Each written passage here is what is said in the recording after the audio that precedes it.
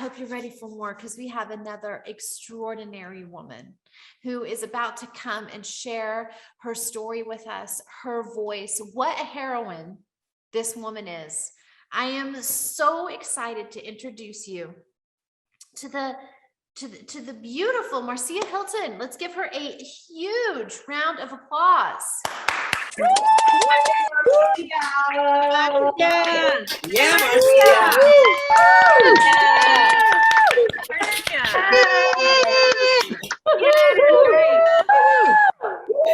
Liver, girl. You are more powerful than you think. You're more powerful than you think. I just want to share a little bit of my story. I stand before you today as a woman who has found her personal power. And I stand before you as a woman who's found her voice again. But it wasn't always this way for me. I was a woman that took abuse in all its forms. I spent most of my adult life in toxic relationships. And as a result, I formed a belief system that prevented me from being authentically me, prevented me from being the best version of me. And this showed up in the way that I did life. Procrastination, saying yes when I really wanted to say no. I felt powerless. And then I had a relationship with a man who was a narcissist. And I loved him dearly. I deeply loved this man. He was my soulmate. And over time, we had 2 children. But during that time, there were things starting to not look so good. There'd be the little put downs. There would be the gaslighting. All of these things that was really just chipping away at my self-esteem. Then it was starting to say things like, you're ugly, you're too fat, you'll never amount to anything. Why are you bothering to do that? I felt ashamed. I lived with that humiliation, the rejection, and the hurt. I was so unhappy. And I had children as well. They weren't happy either. Yet I stayed. I stayed in this relationship. I lived in constant fear because not only was he physically abusive to me, he was now starting to become physically abusive. Maybe you know what it's like to live in fear, to feel trapped. I knew I wanted to leave, but I just couldn't get the oomph to do it. I have no idea what was keeping me. I willed him to leave, but he didn't. I worked. He did not. He was like a vampire, just drawing down on my energy, sucking my energy, and I was tired. And then one day, I found drugs in my house and he had to go, but I was scared. So I took myself to Women's Aid and talked to the solicitor there. And as I was talking, she was typing up this letter, which she gave to me at the end of the session that I had with her. And it was a letter to him, telling him to remove himself out of my home. Otherwise, the police would do it for him. And I remember feeling so scared. And I'm saying, how can I give this letter to this man? I'm fearing for my life. And many of you might know that the most dangerous time for a woman living in an abusive relationship is when they're about to leave and their partner knows that. So I was scared. And I thought, how have I got myself here? What had happened to me? Where was the Marcia that used to love life, that used to love to sing, that used to love to write, that could just lose herself in art and wonder where the time had gone? I look in the mirror and didn't even recognize who I was anymore. But I knew that I had to leave. I had some help from my family, and to his credit, he did leave my home, but I went away to give him that space to do that. And I went to London to see one of my sisters. And the day before I was due to come back, I fainted. And this ominous feeling came over me. And I went to the pharmacy and bought a kit. I was pregnant. And I was done. I was done. How have I found myself here? I came back to Leeds and I decided to keep my baby, keeping my baby. But I decided that I needed to move away, to start again, to start afresh. And with the help of family and friends, I did just that. And we moved to a really lovely, airy house with a garden so the kids could play. And we were happy. We were happy. And I started the process of healing, of reflecting on what had happened to me and where my life was going. And I knew that I had to do some work on myself. And I'd started that process. And then one evening, my sister came to visit. And we had a wonderful evening. And I took her home. I drove her home.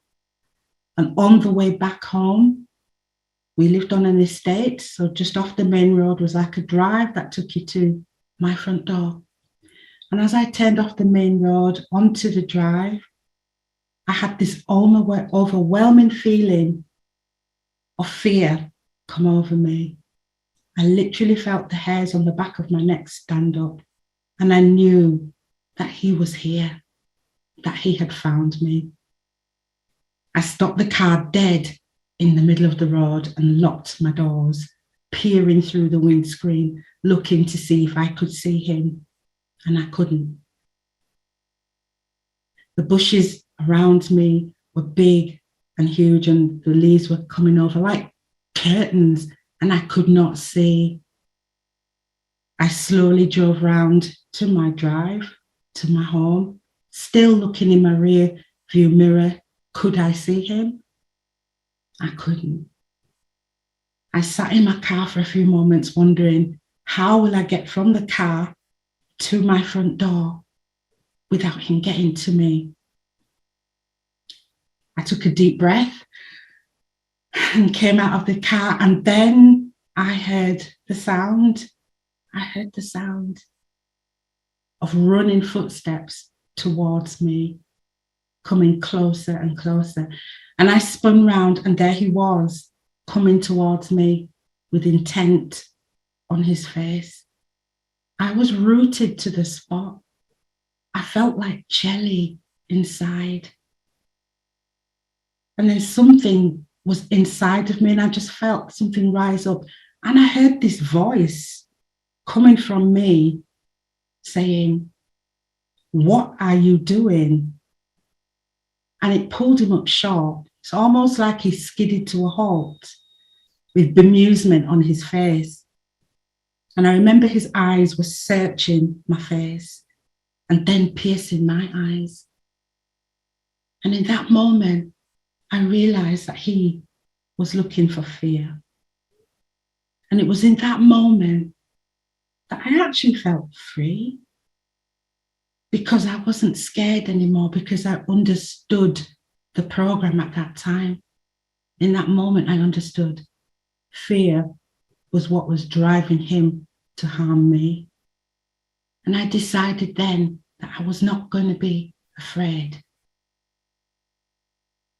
"I've come to see the children," he said.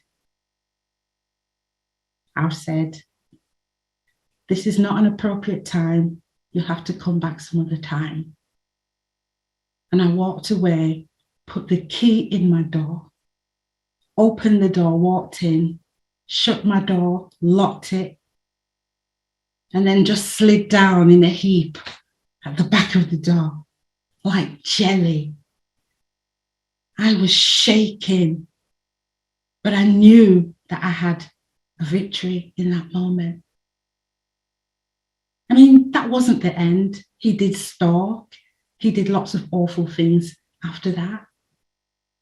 I came home one evening and he was in my living room eating popcorn, watching TV. He'd got through an open window that I'd left. But in spite of all that, I was able to hold on to my power, call the police, have been removed. And that would have been something I would never have done prior to that. We as women, we don't have to submit to abuse, because when we go into ourselves, going into those dark shadow parts of ourselves that we don't want to acknowledge, that parts of us that feel the shame, those parts of us that, feel that we're not good enough, that we're ugly, that we're not intelligent, all of those parts that we can shine a light on. We can shine a light on those areas. Then shame and fear and humiliation can't exist. And so when I was reflecting on my own healing journey, those were the things that I drew on. We start to heal when we do that. We start to heal because actually we can't fight what we can't see. We can't fight what we can't see. So it's been brave and courageous enough to go in and to look at the trauma that caused us or caused me to be in that place in the first place and addressing that. I just want to say that we are masterpieces in progress. So no matter whatever the situation that you are in, there is always a way out. We have the power to make a choice about where our life is going. No matter how hard it gets, there is always a way out. And there was somebody called Osho, and one of the things that he says that always sticks with me is courage is a love affair with the unknown. I didn't know what was going to happen. I didn't know where my life was going to go, but I know that I needed to step into the unknown. So I just want to leave you with this, is what happens to you? When did you have a moment where you felt in trouble? What kind of things did you do to help yourself out of your situation? I think we all have the power to change our circumstances without running away. And we can set ourselves free by choosing ourselves. And that's what I had to do. I had to choose me in that moment. Thank you. Oh my God.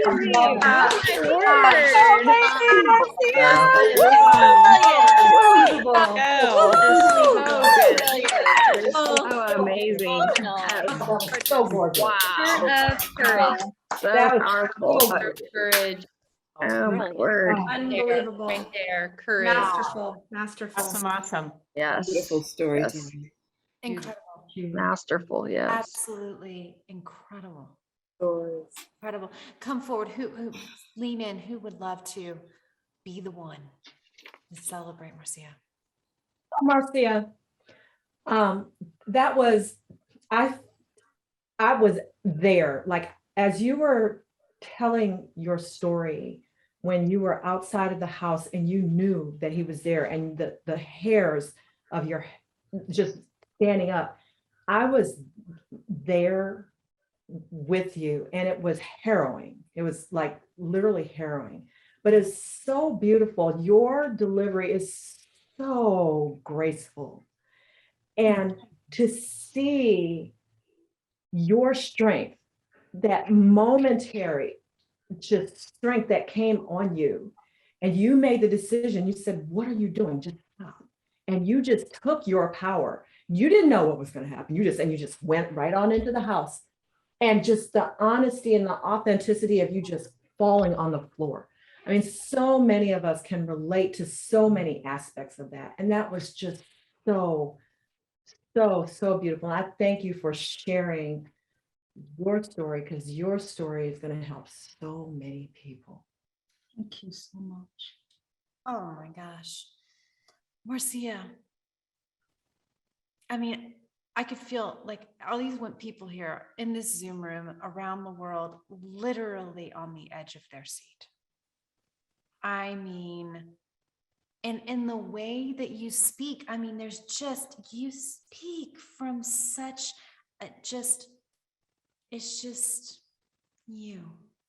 And you're so beautiful. Your presence is like exquisite.